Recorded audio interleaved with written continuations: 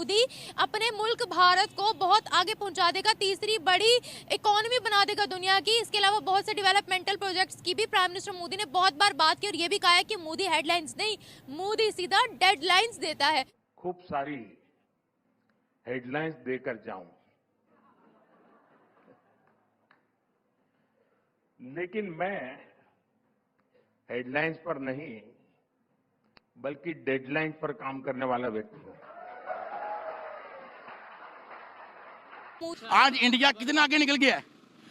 एक मुल्क जो है वो तरक्की कर रहा है और दुनिया का वो ताज बनता जा रहा है। मुझे ये बताएगा सर, दुनिया भर का मीडिया कह रहा है कि भाई जालिमों दोबारा मोदी वापस आ रहा है। मोदी साहब 73 साल के हो जाएंगे और पहले कैंडिडेट होंगे जो जवाहरलाल नेहरू के बाद तीसरी दफा इलेक्शन। हम तो ये चाहते हैं थोड़े से पैसे आ जाएं तो हम बांग्लादेश चले जाएं, क्योंकि बांग्लादेश हमसे बेहतर है। देखिए जनाब, जो मैं मोदी साहब को छोड़े, मैं जो पाकिस्तान की बात कर रहा हूँ, जो काफिर है, जो दुनिया के खरीदार हैं, उनके लिए ये जन्नत है।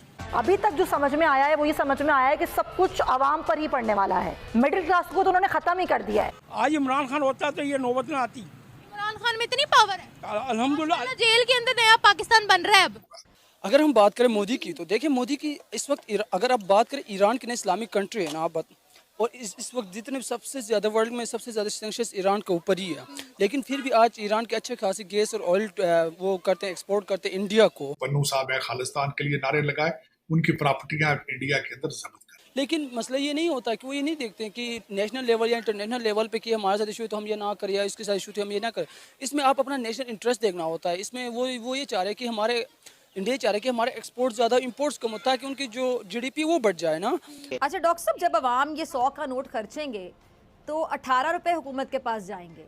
अब अगर हम 100 रुपए की बात करें तो 100 रुपया ऑलरेडी महंगाई की वजह से समझ लें कि तकरीबन 70 रुपए के बराबर हो गया। भारत के मुसलमानों से कभी इंटरव्यू कर लें, वो कहेंगे भारत माता की जय। वो इसलिए कहते हैं कि उन्होंने रहना है वहाँ, उन्होंने अपने सर नहीं फड़वाने। और क्योंकि सोशल मीडिया की रीच जो है वो पूरी दुनिया में है इस वक्त, तो पाकिस्तान की बहुत जग हसाई होती है इस हवाले से, और जो दीगर ममालिक हैं वो इसका फायदा भी उठाने की कोशिश करते हैं जिनके साथ पाकिस्तान के ताल्लुकात अच्छे नहीं है। उनका कॉन्स्टिट्यूशन कहता है 75 साल के बाद आप इलेक्शन नहीं लड़ सकते, तो मोदी साहब का ये आखिरी इलेक्शन। पाकिस्तान डिफॉल्ट करने जा रहा है, पाकिस्तान इवन की IMF के थ्रू जो लोन के पीछे लगा हुआ है, $2 बिलियन के सिर्फ लोन के पीछे लगा हुआ है IMF, जबकि उनके जो बिजनेसमैन है, इवन की अदानी है, अंबानी है, उनके पास। और उसने ये लफ्ज़ कहा कि मुझे शर्मिंदा कर दिया, कहते आपको तो हमने दहान दिया है पाकिस्तान। और तकरीबन 12,000 करोड़ रुपीस इकट्ठा किया गया इलेक्ट्रल बॉन्ड के जरिए, $1.5 बिलियन उसकी रकम बनती है। नमस्कार दोस्तों, वैसा तो हमने भारत के प्रधानमंत्री मोदी की जो है तारीफ देश विदेशों में और पाकिस्तान से दुश्मन देशों तक से भी सुनी है, इतनी ज़्यादा तारीफ उनकी सुनी है। लेकिन इस बार उन्होंने जो स्पीच दी और जो लाइन उन्होंने बोली है, उसका फ़ैन तो उनके दुश्मन पाकिस्तान भी हो गया। और वो लाइन सुनते ही उन्होंने कहा कि नेता हो, PM हो तो PM मोदी जैसा, और हमें भी चाहिए एक मोदी जैसा नेता अपने देश के लिए, ताकि वो हमारे देश को इस बहुत अच्छी तरह चला सके जैसा कि भारत को चलाया है और तरक्की की ओर ले जाए। PM मोदी ने स्पीच देते हुए कहा कि हेडलाइन नहीं, मैं डेडलाइन देता हूँ, जो कि सुनकर सबके सब बहुत ही ज़्यादा इम्प्रेस हो गए और बहुत ही ज़्यादा खुश हो गए।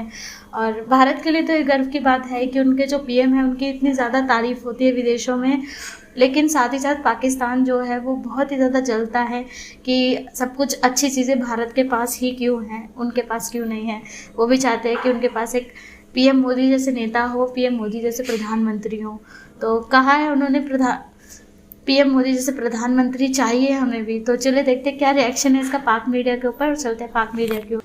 मोदी साहब 73 साल के हो जाएंगे और पहले कैंडिडेट होंगे जो जवाहरलाल नेहरू के बाद तीसरी दफा इलेक्शन लड़ेंगे। और इसके बाद उनका कॉन्स्टिट्यूशन कहता है 75 साल के बाद आप इलेक्शन नहीं लड़ सकते, तो मोदी साहब का ये आखिरी इलेक्शन होगा। इस हवाले से मजीद देखी जाए तो 543 सीट्स हैं इस वक्त, और इस वक्त जो टारगेट है बीजेपी का, वो अक्सर कहते हैं कि 400 हम इस दफा लेंगे सीटें 400, लेकिन फिर भी काफ़ी सीटें पिछले अपने पहले उनकी 303 सीटें हैं, लेकिन इस दफ़ा वो इससे शायद ज़्यादा चले जाए। अब दूसरी उसमें जो पाकिस्तान के हवाले से थोड़ा डिफरेंट है वहाँ से, कि उन्होंने अगले दिन अपने इलेक्ट्रल बॉन्ड जो है वो डिक्लेयर किए कि हमें डोनर्स कौन कौन है हमारे, तो तकरीबन 22,000 बॉन्ड जो है वो बिके और उनमें सबसे ज्यादा 1262 थे उनके डोनर थे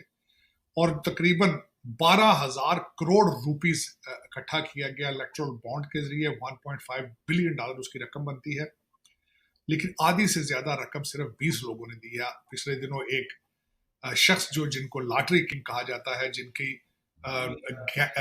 गेमिंग और होटल इंडस्ट्री के अंदर उनकी 13 स्टेटों के अंदर कारोबार है, इंटरनेशनल कम्युनिटी में वो काफी, इंटरनेशनल मीडिया पे वो काफी पॉपुलर रहे क्योंकि उन्होंने सबसे ज्यादा उन्होंने डोनेट किए, पैसे दिए, खरीदे इलेक्ट्रल बॉन्ड। दूसरा इसी के हवाले से क्रिटिसाइज भी किया जाता रहा क्योंकि सबसे ज्यादा रेसिपिएंट जो है इलेक्ट्रल बॉन्ड जो बिके हैं वो बीजेपी, उसकी सबसे ज्यादा उन्होंने पैसे लिए हैं और इंटरनेशनल कम्युनिटी उसको क्रिटिसाइज करती रही है। जो एंटी बीजेपी लोग हैं वो भी उसको क्रिटिसाइज करते रहे हैं कि ये पैसे लेकर तो फेवर्स दी जाती रही है, करप्शन है दर हकीकत कहते रहे।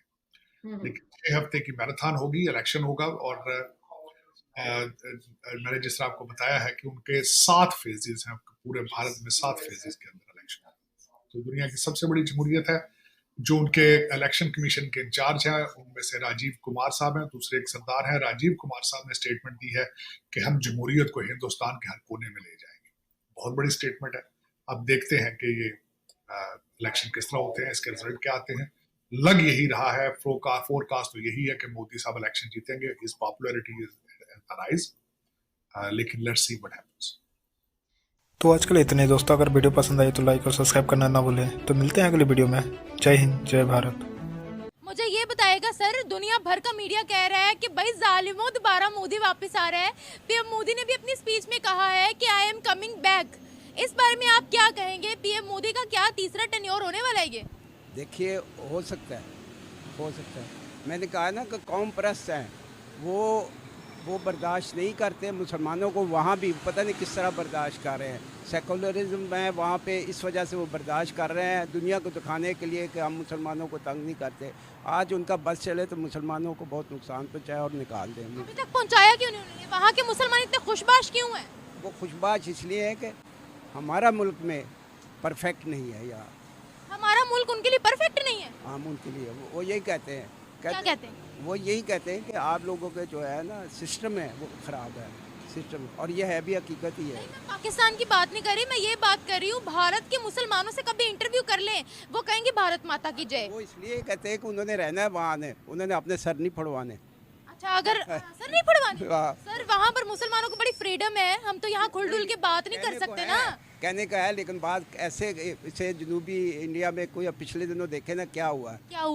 औरतों के पर्दे वो हटा दिए गए, निकाब हटा दिए गए, ये चीज़ें होती रहती हैं हाल में वाले वहाँ इंडिया में ही। तो सर वो तो यहाँ पर भी मुस्लिम औरत इचरा में उसको कहते सर तन से जुदा कर देंगे तुम्हारा। बिल्कुल वो कहते हैं, लेकिन एक बात है कि वो चूँकि वहाँ अब जद्दी पिछड़ी रह रहे हैं कि यहाँ पाकिस्तान में जो मुशर्रफ के दौर में आटा 10 रुपये हुआ था तो लोगों ने जुलूस निकाल लिए थे कि जी आटा क्यों 10 रुपये हुआ है, और आप देखें 160 रुपये आटा है, एक मज़दूर दिहाड़ी करता है। अब तो मकान भी नहीं बनाते। जो मज़दूर जो मकान बनाने वाले थे वो कहते औरत को मैंने देखा है 3 किलो आटा ले जाते हुए, तो वो कहती मैं आटा करूँ अपने बच्चे को पढ़ाऊँ, और छोटे छोटे बच्चे कारों पे लगाए हुए हैं। इसलिए वो जो इंडिया के लोग हैं वो इस हालत को देखते हैं। हमारे मुल्क में अल्लाह ताला ने बहुत प्यारा मुल्क दिया हुआ है, इसमें कोई शक नहीं है। इसमें 4 मौसम है, फल है, हर चीज़ है। पहले भारत का ही हिस्सा था। भारत का हिस्सा था, लेकिन खुदादाद जो है अल्लाह ताला उन्हीं की लैंड है। हाँ, ये मैं नहीं कहता, अब तो अल्लाह ने दी है, पाकिस्तान को दी है। पाकिस्तान लैंड तो उन्हीं की है ना, आपने नाम बदल दिया वो एक अलग बात है। तो यही चीज़ है। सबसे बड़ी बात तो ये है कि हमारे में यहाँ देखो मजदूर तबका है, उनमें कमी नहीं है। रात के 12 बजे तक गनेरियाँ 70 साल का आदमी बेच रहा है। सड़क पे मैंने देखा गलियों में वो माल्टे और अमरूद साइकिल पे रख के बेच रहा है। बिल्कुल ऐसा ही है। मैं 58 ईयर्स में था तो मुझे पेंशन मिल गई जर्नी में। सर ये मैं एक बात बता रहा हूँ, और भारत ने भी बहुत बूढ़े आदमियों के लिए बड़ा काम किए हैं। यही तो बात है, सोशल काम जो किए हैं वो हमारे पाकिस्तानियों ने किया है। यहाँ इतना प्रोटोकॉल होता है, इतना पैसा ज़ाया होता है, इलेक्शनों पे भी ज़ाया होता है, हर चीज़ पे होता है, चीफ जस्टिस हो या दूसरे हो, कोई हो, आप बताएं उनकी लाखों में तनख्वाहें हैं। सर एक आखिरी सवाल आपसे पूछूंगी, पीएम मोदी को दुनिया लाइक क्यों करती है इतना ज्यादा? वो इसलिए करती है कि वो मुहब्बे वतन है। अच्छा। हाँ, इसमें कोई शक नहीं है। वो चाय बेचने वाला उसको पहले कहते थे, लेकिन जैसे भी है वो खुद एक्सेप्ट करते हैं भाई। हाँ बिल्कुल, वो एक्सेप्ट करते हैं, वो कहते हैं अच्छे काम किए।